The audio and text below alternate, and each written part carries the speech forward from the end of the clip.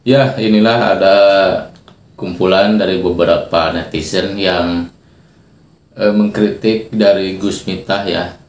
Oke, kita lihat video-videonya ya. Seru nih.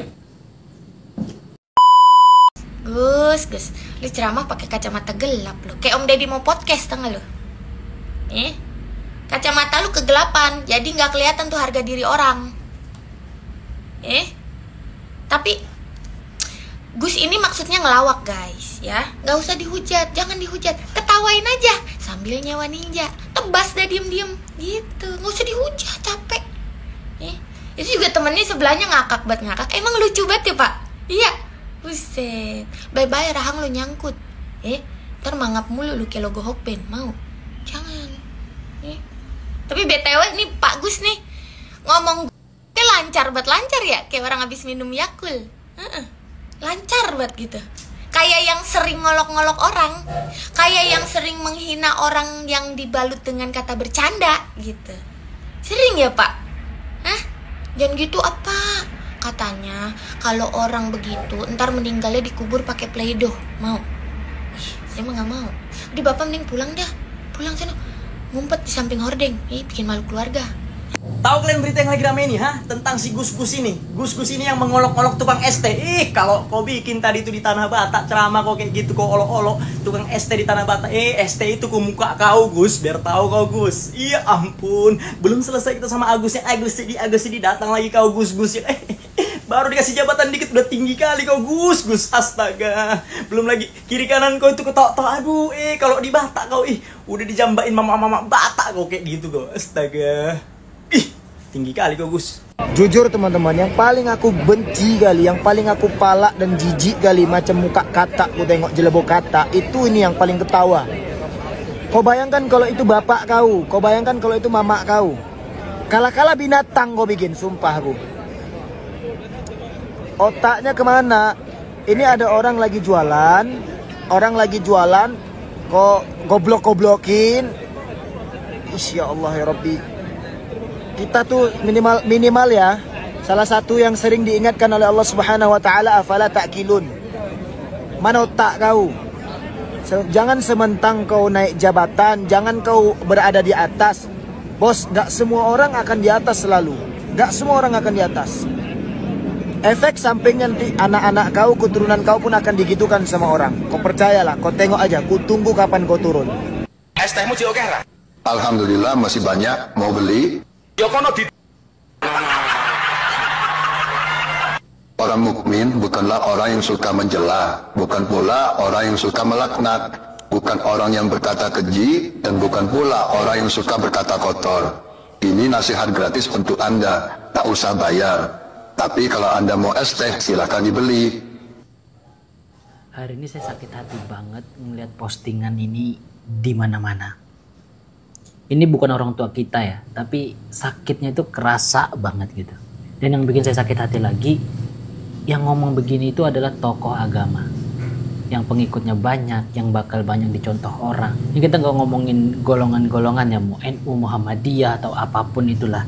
Tapi kita udah ngomong soal etika sama adab kan ya. Dan ini adabnya aja udah nggak ada.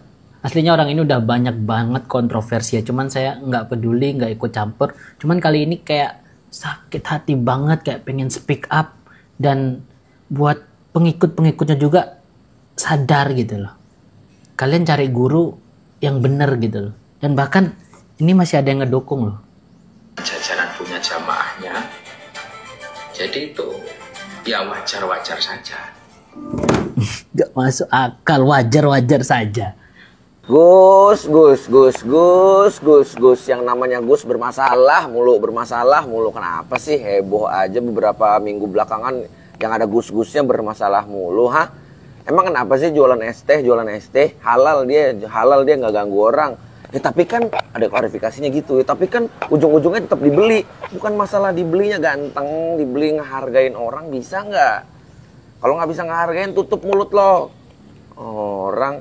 Orang-orang tuh yang upload IG story tuh lebih baik jualan es teh dibanding jualan agama tuh kita solidaritas. Bersama-sama kita memosisikan jadi orang lain. Mungkin kita secara ilmu, pengetahuan, agama dan lain-lain tuh mungkin minim, tapi kita tahu rasanya sedih Rasanya dipermalukan di depan banyak orang, memosisikan orang. Kan apa dapat jabatan tapi nggak bisa halal. Aduh. Gimana sih? Halo Pak Prabowo nih Pak. Tuh heboh nih Pak gara-gara bawahannya Bapak begini. Aduh.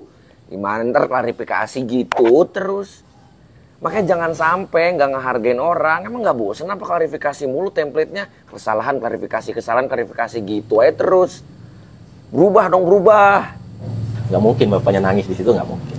Sedih pasti, serius. Kalau kalian perhatikan raut wajahnya itu pasti sedih.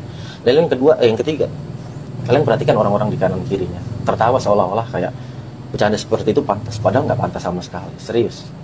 3 adab yang dianjurkan dalam Islam saat bertemu penjual. Pertama, berlaku jujur. 2, menjaga akar. Jadi perjanjian sebelum jual beli itu sangat penting. Kamu mau beli es teh yang manis, es teh pahit, es teh tawar, es teh gold. Yang ketiga, jangan mem-PHP penjual. Dipastikan kalau memang tidak mau beli, tidak usah banyak-banyak tanya. Oke, paham? Mari kita praktekkan. Pak, pendolnya saya akeh. Pendolnya sampean saya akeh. Nek saya akeh ya dolen. Ganteng. Dolen dhisik, engko lak rong payu wis takdir. Contoh adab lebih penting daripada ilmu, karena orang berilmu belum tentu beradab. Jangan sampai ilmu tinggi tapi adab nggak punya. Kebanyakan orang berilmu semakin tinggi ilmunya, semakin angkuh hatinya. Tapi kalau orang beradab, semakin tinggi adabnya, semakin rendah hatinya. Orang berilmu kadang masih mau merendahkan orang lain, tapi kalau orang beradab nggak akan pernah mau menghina atau merendahkan orang lain. Orang berilmu masih bisa sombong, tapi kalau orang beradab nggak akan pernah sombong. Catat. Emang lucu ya? Lucu.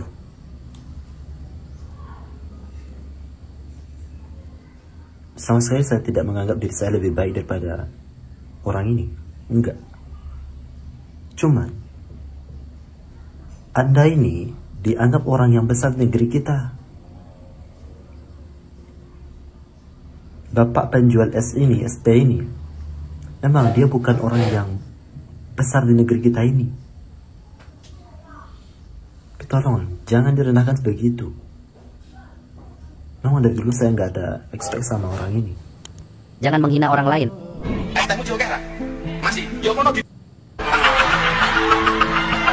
Tahu nggak bro? Nabi SAW memerintahkan kita untuk tidak menghina, melecehkan atau meremehkan orang lain. Sesungguhnya kemuliaan seseorang bukan semata karena pangkat, kedudukan, penampilan atau pekerjaannya, akan tetapi akhlak dan ketakwaan yang ia miliki. Allah Ta'ala memberikan kita petunjuk dalam surat Al-Hujurat ayat 11, yang artinya, hai orang-orang yang beriman, janganlah sekumpulan orang laki-laki merendahkan kumpulan yang lain. Boleh jadi yang ditertawakan itu lebih baik dari mereka. Dan jangan pula sekumpulan perempuan merendahkan kumpulan lainnya, boleh jadi yang direndahkan itu lebih baik.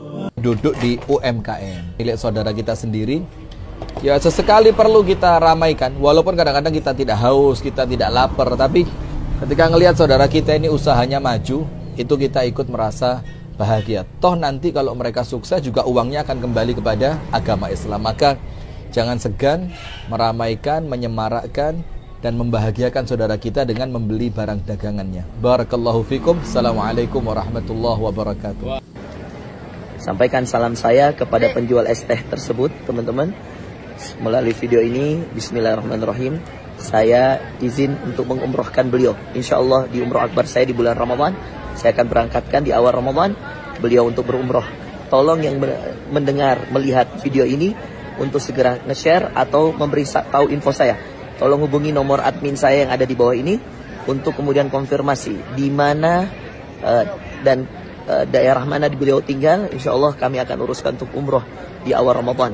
Bismillah, tawakkalna ala Allah. Dan sampaikan salam saya kepada seluruh ayah yang mencari nafkah, seluruh bapak yang menjadi pejuang nafkah halal. Ya, saya begitu sedih melihat video tersebut. Saya berdoa pada Allah semoga penjual es teh tersebut dikuatkan Allah, cari nafkah yang halal untuk keluarganya. Ya, sesama ayah yang mencari nafkah tentu terasa betul bagaimana perjuangan kita. Barakallahu fiik, silakan share. Salam semangat dan berkah berlimpah bagi para pejuang nafkah yang bekerja keras di jalan Allah lewat pekerjaan apapun yang halal. Karena sesungguhnya pekerjaan apapun yang halal tidak layak untuk digoblok-goblokan dan tidak layak untuk direndahkan. Sebagaimana Rasulullah telah mencium tangan yang kapalan dan keras, yang kasar karena bekerja di Madinah. Juga bahwa Rasulullah menyatakan pekerjaan yang membuat kelelahan di malam hari, yang tubuhnya kesakitan, kepayahan, maka itu menggugurkan dosa-dosa yang tidak bisa digugurkan dengan salat, puasa, ataupun istighfar. Berkah selalu untuk semua pejuang yang mungkin dagangnya belum laris, yang mungkin dagangnya belum laku, tetap semangat, karena sesungguhnya Allah bisa meninggikan derajat seseorang dengan cara yang luar biasa, dan dia bisa merendahkan derajat seseorang dengan cara yang juga luar biasa. Nah, bagaimana teman-teman pendapatnya?